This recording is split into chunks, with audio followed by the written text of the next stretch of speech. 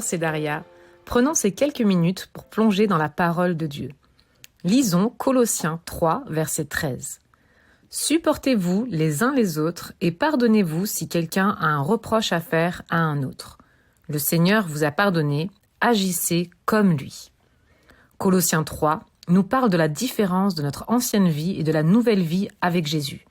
Parce que oui, quand on devient chrétien, on devient une nouvelle créature et on laisse l'ancienne vie derrière nous, comme on changerait son vieux vêtement pour enfiler son nouveau vêtement. Parce qu'avec Jésus, il y a un avant-après. Quelle a été ta vie avant Jésus? Tu t'en souviens? C'était radicalement différent d'avec ta nouvelle vie en Jésus. Jésus nous dit même que l'on est passé de la mort à la vie. Pourquoi alors parfois on a l'impression que les choses ne changent pas? Pourquoi on est confronté aux mêmes épreuves et injustices?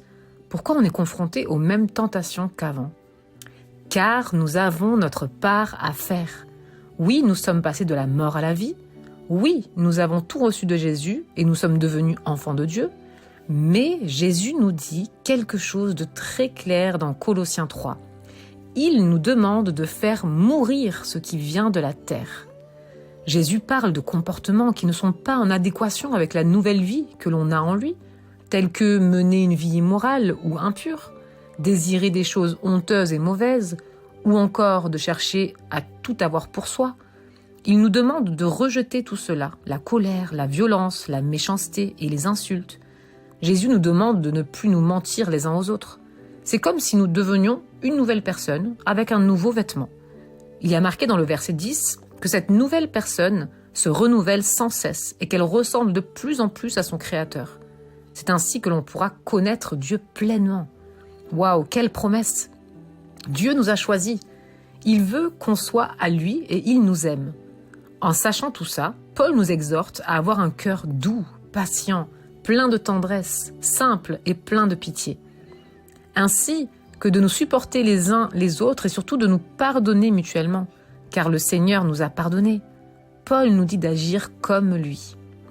Parce que nous sommes cette nouvelle personne, parce que nous sommes aimés et pardonnés, parce que l'ancien nous est mort et le nouveau nous est bien vivant, nous pouvons agir différemment. Paul nous explique l'importance de comprendre que les deux vies ne peuvent pas se mélanger. C'est-à-dire que l'on ne peut pas continuer à vivre comme avant lorsqu'on marche sans Jésus, une fois qu'on a donné sa vie à Jésus. Toutes ces choses que l'on ferait peut-être sans gêne avant n'est plus possible dans la nouvelle vie car cela n'est pas cohérent. Alors voilà, je veux t'encourager aujourd'hui avec ce verset du jour, que notre nouvelle nature soit visible, que l'on soit ces chrétiens qui ressemblent de plus en plus à son Créateur.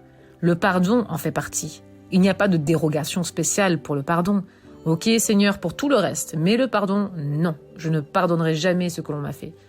Je ne dis pas que le pardon est facile ou évident, mais il y a en tout cas un comportement de la nouvelle personne, la nouvelle nature que nous avons en Jésus. Peut-être qu'il est temps pour toi de faire mourir ce qui vient de la terre.